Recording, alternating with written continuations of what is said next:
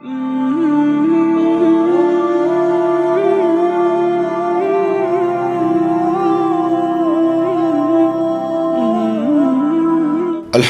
رب العالمین الصلاۃ والسلام علی سید المرسلین اما بعد فاعوذ باللہ من الشیطان الرجیم بسم اللہ الرحمن الرحیم السلام علیکم۔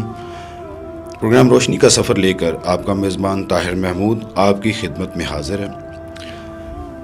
پروگرام کا عنوان ہے حضرت عائشہ صدیقہ رضی اللہ تعالیٰ عنہا کی سوانح حیات۔ اس کے اوپر ہم پچھلے پروگرام میں گفتگو کر رہے تھے۔ پروگرام کا سلسلہ وہیں سے شروع کرتے ہیں اور عذرا ندوی صاحبہ سے گفتگو کا آغاز کرتے ہیں۔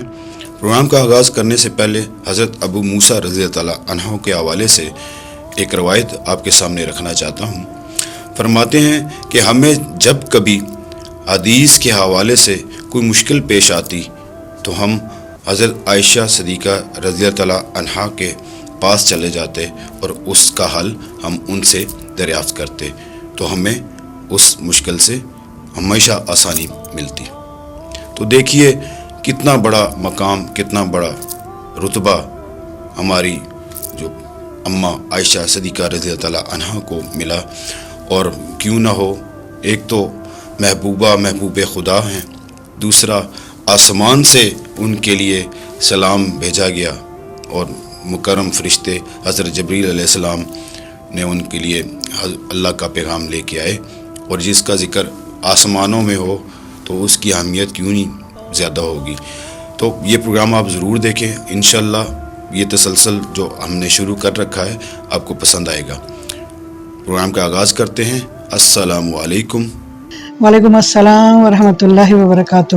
اچھا، کیونکہ سوال وہی ہے تسلسل اس کا کہ کم عمر تھیں، اکثر کم عمری میں ہوتا ہی ہے کہ کبھی ان کا چھوٹا موٹا جھگڑا بھی ہوتا تھا، تو وہ اس وقت جب حضور نبی کریم صلی اللہ علیہ وسلم سے جب کوئی چھوٹی موٹی جھگڑا کرتی تھی تو اس وقت کیا رویہ ہوتا تھا؟ حضور کا کیسا رویہ ہوتا تھا؟ تو حضرت عائشہ رضی اللہ تعالیٰ عنہا ان کا رویہ کیسا ہوتا تھا؟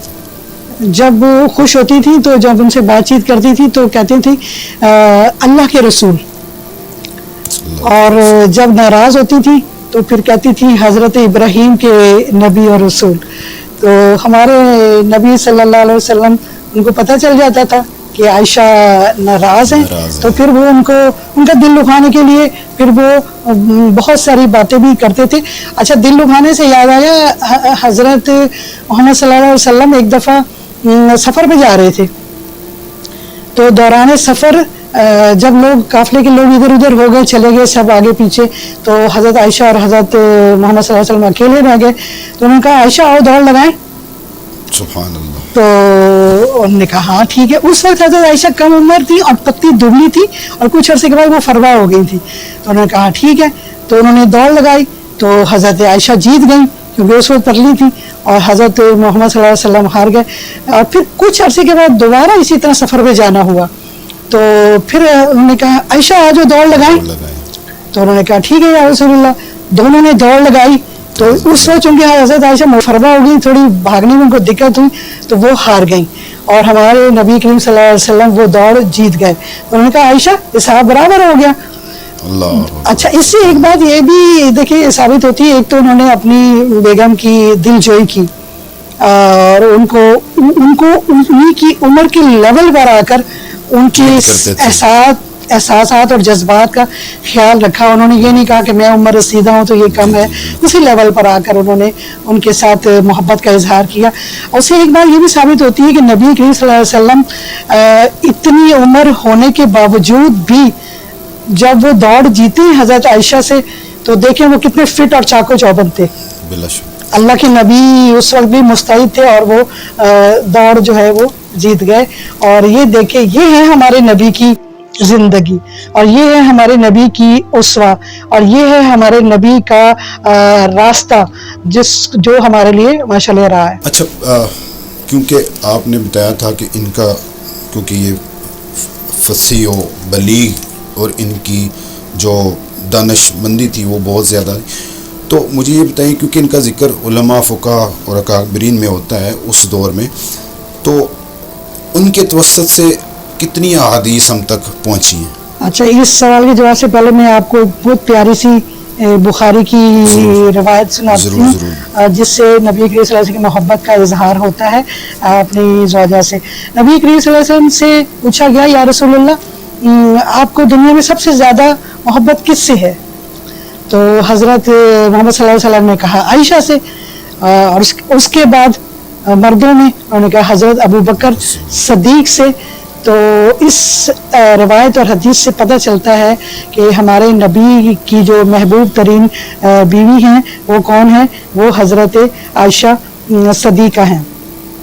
अब आपका जो सवाल था हदीस के हवाले से, हज़रत आयशा के हवाले से जो रवायात जो हदीस हमें मिली हैं वो 2210 हैं, सबसे ज़्यादा हाँ 2210 रवायात हम तक पहुंची। उनकी तो वैसे बहुत बेशुमार शागिर्द थे, लेकिन 36 का जिक्र है, यानी 36 शागिर्द जो हैं इनका जिक्र मौजूद है किताबों में।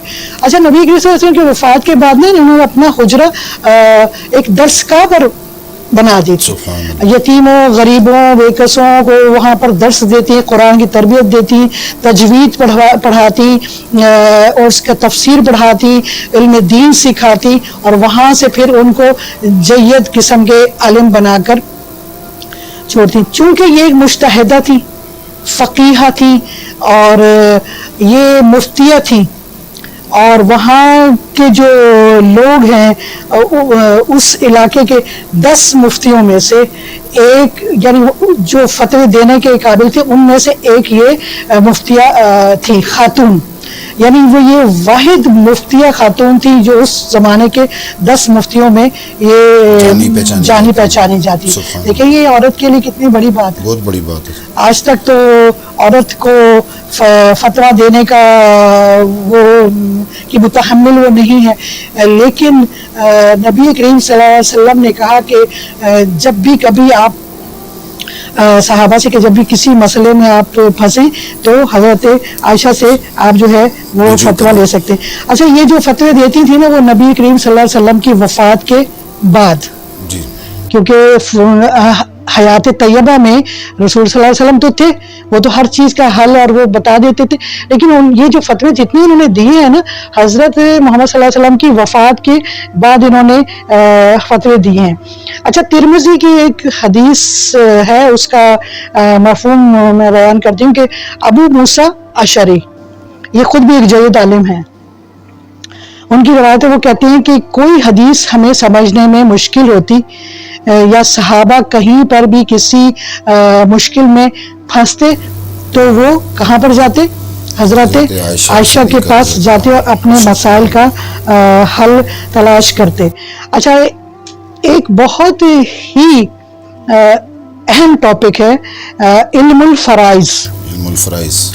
इल्मुल फ़राइज़ यानी वरासत के कवानीन और वरासत यानी मीरास के बारे में शरई तौर पर अल्लाह ताला क्या फरमाते हैं। ये बहुत ही मुश्किल तरीन टॉपिक था जिस पर हज़रत आयशा सदीका को बहुत अबूर हासिल था। जो भी मसाइल वरासत के आते, अच्छा इसमें जो वरासत के मसाइल होते हैं ना उसके अंदर फ्रैक्शंस होती हैं, यानी आज की तरह नहीं कि आजकल के तो छोटे छोटे से खानदान है, एक मियाँ एक बीवी एक बच्चे और 2 और ख़त्म। उस वक्त तो कबीले होते थे, एक एक शख्स ने 4 शादियां की होती तो उनकी कुछ सौतेली औलाद थी, कुछ एक माँ में सी थी, उन सब की कैलकुलेशन यानी फ्रैक्शंस करके सारी वरासत किसको कितने % मिलनी है ये सारी हज़रत आयशा करके देती थी, जो कि आसान काम नहीं था। इससे पता चलता है कि उनका तो हिसाब भी बहुत अच्छा था, यानी कि वो उनको बहुत अबूर हासिल था इन चीज़ों पर। नहायत आलिम फाजिल थी और बड़े तरीके से हर सवाल का जवाब देती थी, और सदीका बिनते सदीक दीनदार और बाहया और सखी खातून थी और कसरत से रोजे रखती थी। और फैयाजी का ये आलम था उनका कि जो कुछ भी उनको मिलता वो सब तकसीम कर दिया करती। उनको एक दफ़ा खलीफा दोयम ने उनको 1 लाख दिरहम भेजे کیونکہ نبی کی محبوب ترین بیوی تھی نا، تو وہ باقی صحابہ ان کا بہت خیال کرتے تھے. تو انہوں نے ایک تھال میں وہ رکھے، صبح وہ آئیں درہم، شام کو سارے تقسیم کر دیے. اللہ. اور اس دن ان کا روزہ تھا تو سارا تقسیم کر دی. جب شام کو افطاری، کیونکہ کثرت سے روزے رکھتی تھی نا، شام کو جب خادمہ سے کہا کہ افطاری لے آؤ، وہ کہتی ہیں عائشہ آپ نے تو سارا کچھ بانٹ دیا. تو پھر کہنے لگی تم نے بتایا ہو تو میں تھوڑا سا رکھ لیتی، چلو آئندہ کے لیے انشاءاللہ کچھ رکھ لیں گے. تو پھر انہوں نے باسی روٹی اور زیتون کے تیل سے افطار کیا. تو انتہا درجے کی وہ سخی تھی، سخاوت ان کی بے مثال تھی، اور روزے کثرت سے رکھتی تھی، اور نہایت با حیا مجتہدہ فقی خاتون تھی. سبحان اللہ. بہت مفصل طریقے سے آپ نے ہمیں بتایا. ناظرین، پروگرام کا یہ سلسلہ ابھی جاری ہے. ٹائم کو کم کرنے کے لیے ہم یہاں پہ اس کا تسلسل روکتے ہیں. انشاءاللہ آپ کو اگلے اسی تسلسل کو جاری رکھتے ہوئے ہم جاری رکھیں گے، اور تب تک کے لیے آپ سے ہم اجازت چاہتے ہیں. جانے سے پہلے حسب معمول میں آپ سے ایک ہی درخواست کرتا ہوں کہ نیچے دیے گئے بیل آئیکن کو ضرور دبائیں تاکہ ہمارے اگلے تمام پروگرامز کا نوٹیفیکیشن آپ کو مل سکے. آپ سے اجازت چاہتے ہیں. اللہ آپ کا حامی و ناصر.